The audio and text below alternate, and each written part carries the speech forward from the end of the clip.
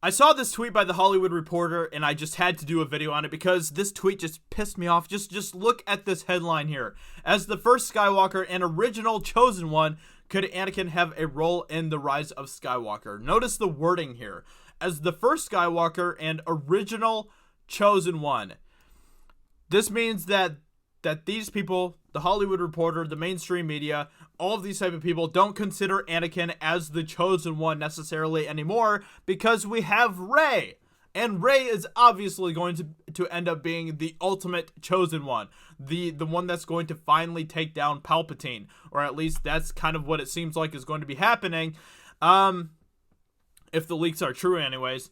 So, oh man, this just makes me so angry. This literally just puts a giant crap on the entire legacy of Anakin. The entire legacy of Darth Vader. Because as we all know, Anakin started off, in the prequels, people were like, hey, he's the Chosen One. Cool. Awesome. He was the one that was going to take down the Sith. And then he went to the dark side and people were like, wait, I thought he was the Chosen One. And guess what? He still ends up being the Chosen One because who takes out the Emperor in Return of the Jedi? Darth Vader, who is in fact Anakin. So yes, he was still the Chosen One despite the fact that he went to the dark side. That is the beauty of Anakin's story. That is the beauty of Darth Vader's legacy. That is what makes him such an amazing character.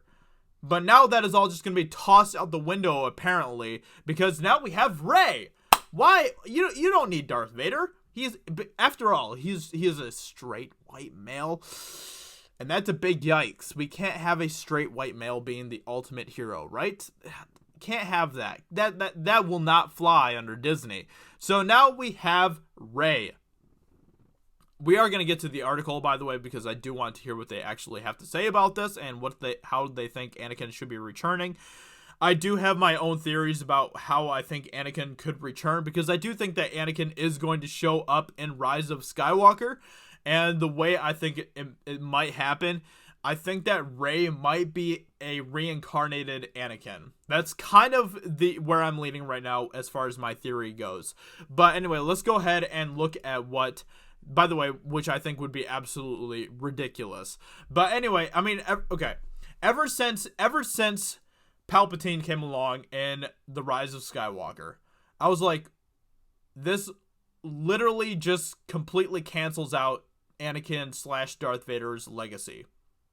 That's immediately what I thought of as soon as I heard Emperor Palpatine's laugh in the trailer that we got earlier this year, back in April or whatever it was. They canceled Anakin.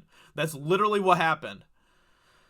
And it makes me so angry beyond belief. Anakin, Darth Vader, is my favorite character in Star Wars. I love his arc, his character story. So good job Disney, Star Wars, good job. Anyway, let's go ahead and read what they actually have to say here. Why Anakin should return for Star Wars The Rise of Skywalker. The best way for J.J. Abrams to tie 3 trilogies together would be to go back to the character that started it all. Star Wars The Rise of Skywalker's final trailer has been revealed, and it looks to close the 3-film 40-year Skywalker saga. Given the title, the Skywalker bloodline will have a crucial role to play. At the moment, the only confirmed characters with Skywalker blood remaining are Kylo Ren and Carrie Fisher's Leia. The other 2 Skywalkers, Luke and Anakin, have already led their own respective trilogies, and there is no doubt J.J. Abrams will be honoring their legacies as well. Yeah. Because, yeah, Luke Skywalker's legacy was totally honored in The Last Jedi. Luke Skywalker's voice is heard throughout both Rise of Skywalker trailers and looks to be a guiding force ghost for Rey after her sacrifice in Star Wars The Last Jedi. This leaves the role of the Anakin Skywalker still unclear.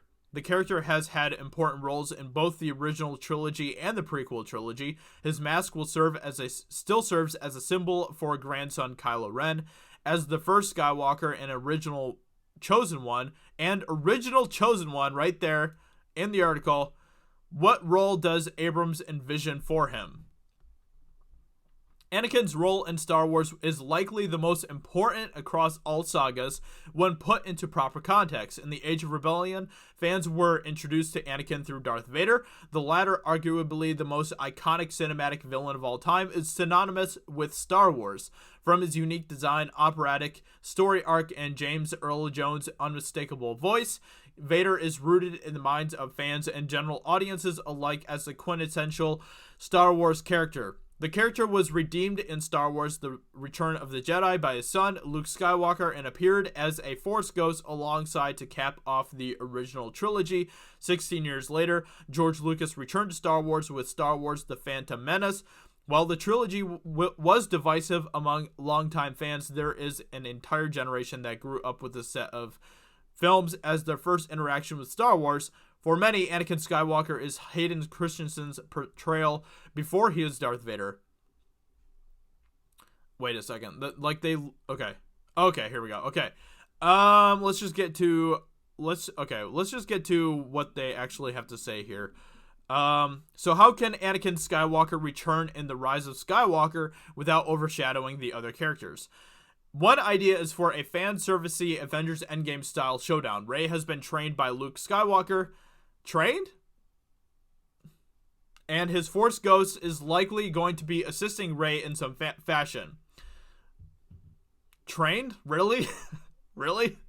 Kylo Ren takes great influence from his grandfather, just the wrong side of him. The concept of both original Skywalkers appearing as Force Ghosts in the final battle against Palpatine could leave most fans satisfied. No.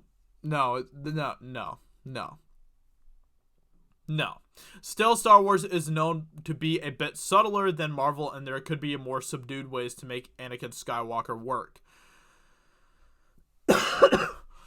Oh, man.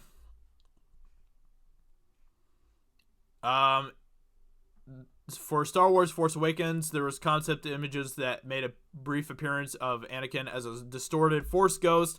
It was unclear what role the ghost would have been before the idea was scrapped, but it did feature Hayden Christensen as an Anakin Vader hybrid Force ghost, likely to influence Kylo Ren in some way. In the canonical Star Wars comics, it was revealed that Emperor Palpatine was responsible for the birth of Anakin Skywalker, and in return, the birth of the Skywalker line. Palpatine has groomed Anakin from childhood to become his key to ruling the galaxy.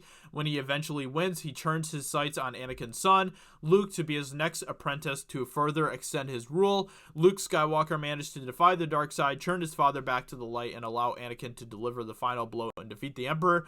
He then which makes him the chosen one, right? So he literally is the chosen one. Well, that is until Disney Star Wars came along and brought back Palpatine.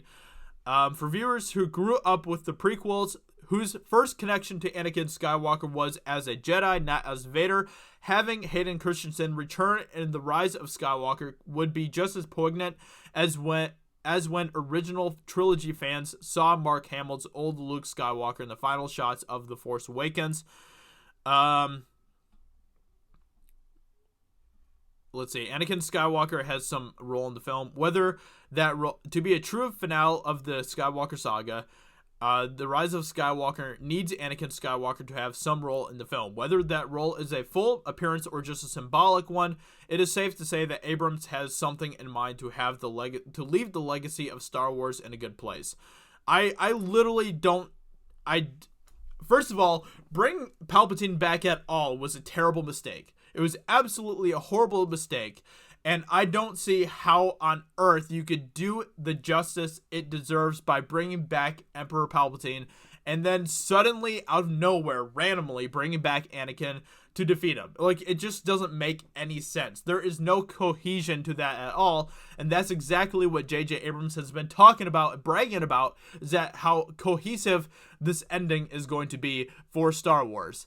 There's going to be no cohesion here. There's no way that this is going to be a cohesive ending. I just do not see it at all.